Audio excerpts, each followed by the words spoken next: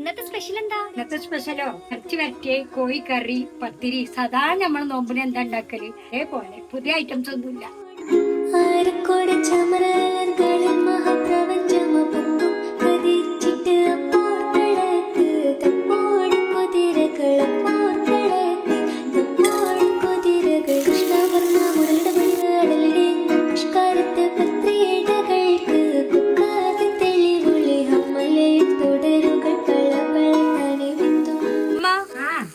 Special beef വരട്ടി ഉണ്ടോ?